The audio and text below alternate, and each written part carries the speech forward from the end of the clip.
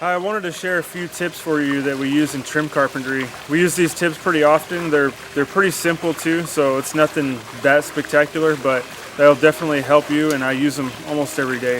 The first one I want to show you is pretty much when you're trying to stretch your tape measure longer than your arms can reach. What you can do, like I'll give you an example. Let's say I needed to get over there that way 3 more feet trying to measure a wall, right? Well, what I do is I'll just bring the tape down, put my knee around it, and then pull my arm back. And without moving my ladder or my position, I can still straddle the tape in my left hand, and now I can get the tape measure to move another 3 or 4 feet off to my right. We use that tip pretty much every day trying to do crown molding, so we're trying to straddle the wall and not move the ladder as much. The second tip I have for you is pretty interesting. It was shown to me by my lead installer John, who works for DFW Crown. But a lot of times we're trying to when we're doing wainscoting, we're always dividing things by 2 or trying to split things up. And instead of taking our calculator out on our phone, a quick way to divide a measurement in 2 is just to take the tape measure, bend it. Let's say I wanted to find what's half of 40. Of course we know it's 20, but just for an example, you're just going to want to put this end of the tape measure where it hooks onto things right on the 40. Once you do that, just kind of hold it with your fingers together and look down the middle of this. You'll see exactly what is half of 40. So that's 20 right there. And it's actually dead center, so it's pretty easy. And we use that all the time and it works. We use the Stanley Fat Max. That's the tape measure we use. So let's do another one that's not so obvious. Let's do 70 3/4. What's half of 70 3/4? Got it clamped on, 70 3/4.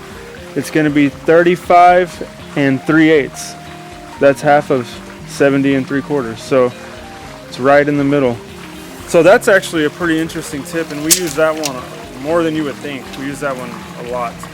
So now that we got some tape measure tips, the way you're going to get, like they always say in trim carpentry, measure twice, cut once.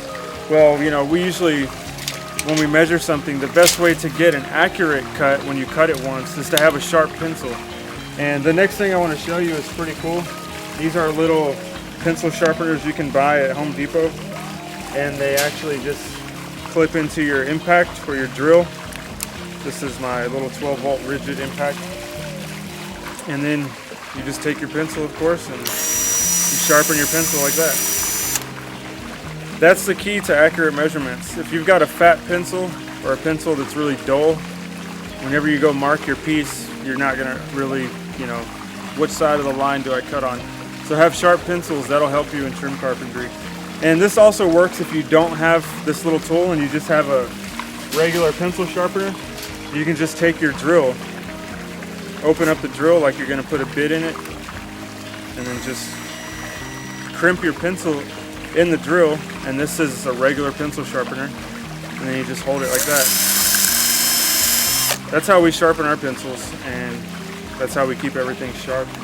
But that's basically it. I'll make some more videos with more tips. These are just a few that I thought I would share. We've got a lot more, and right now we're gonna get back to work. I'll see you next time.